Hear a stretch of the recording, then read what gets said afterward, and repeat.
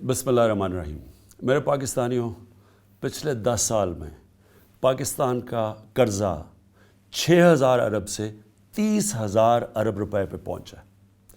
इसका अवाम को क्या नुकसान हुआ कि जो हम सालाना टैक्स इकट्ठा करते हैं जो है तकरीबन 4,000 अरब रुपया, उसमें से आधा टैक्स तकरीबन 2,000 अरब रुपया सिर्फ इनके लिए हुए कर्ज़ों की किस्तें अदा करने पे जाता है। जो बाकी पैसा बच जाता है उस पर ये मुल्क नहीं अपने खर्चे पूरे कर सकता।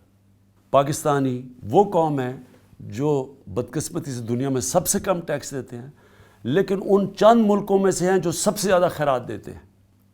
और ये वो कौम है जिसमें सलाहियत है, और अगर जज्बा आ गया तो कम अज़ कम हम 10,000 अरब रुपया इकट्ठा कर सकते हैं हर साल। इसलिए मैं आप सबसे आज अपील कर रहा हूँ कि हम ये जो असासा डिक्लेयर करने की स्कीम लेके आए हैं, इसमें आप सब शिरकत करें, क्योंकि अगर हम टैक्स नहीं देंगे हम अपने मुल्क को ऊपर नहीं उठा सकते।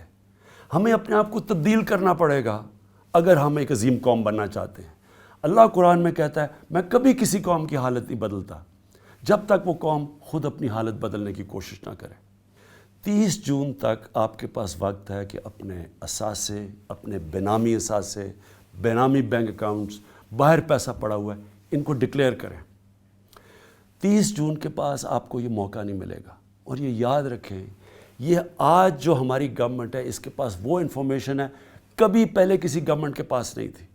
हमारे पास मुआहदे हुए हैं, बाहर से हमें प्रॉपर्टीज़ पाकिस्तानियों की, बैंक अकाउंट्स की उनकी इन्फॉर्मेशन आ रही है। हमारी एजेंसीज़ कोई पास इन्फॉर्मेशन है किसके पास बेनामी अकाउंट पड़े हैं, बेनामी प्रॉपर्टीज़ पड़ी है, ये कभी पहले हमारे पास नहीं थी।